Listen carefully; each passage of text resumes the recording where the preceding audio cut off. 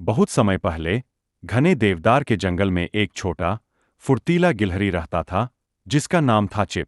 Chip बाकी गिलहरियों जैसा ही था, भूरा, गोल आंखें और झाड़ीदार पूंछ, लेकिन उसमें एक बात खास थी।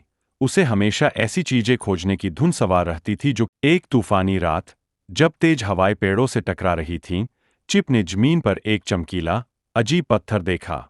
वह पत्थर न तो चमकता था और न ही कोई हीरा था।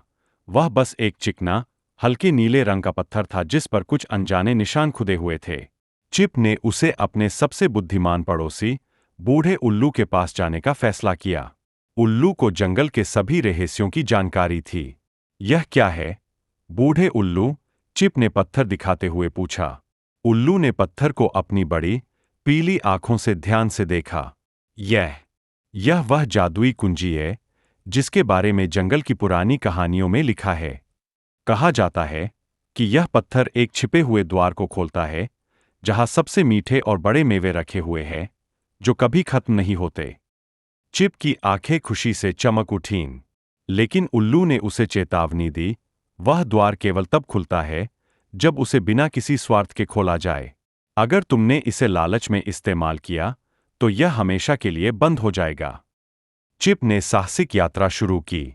पत्थर के निशान उसे जंगल के सबसे गहरे और सुनसान हिस्से में ले गए। आखिरकार, वह एक ऊंचे, चट्टानी टीले के पास पहुंचा। वहां, उसने देखा कि एक विशाल, चिप ने जैसे ही पत्थर को सही निशान में लगाया, दरवाजा एक धीमी गड़गड़ाहट के साथ खुल गया। अंदर, सचमुच, मेवों का एक पहाड़ था, अखरोट, बादाम, पिस्ता। इतने मेवे की चिप ने कभी सपने में भी नहीं सोचे थे।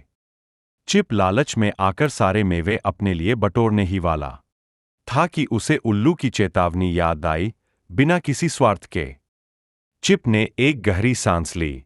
उसने केवल उतने ही मेवे निकाले जितने उसे और उसके परिवार के लिए एक दिन के लिए जरूरी थे।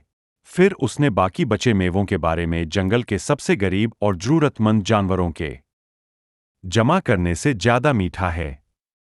उस दिन के बाद, वह छिपा हुआ द्वार जंगल के सभी मेहनती जानवरों के लिए एक रहस्यमय भंडार बन गया।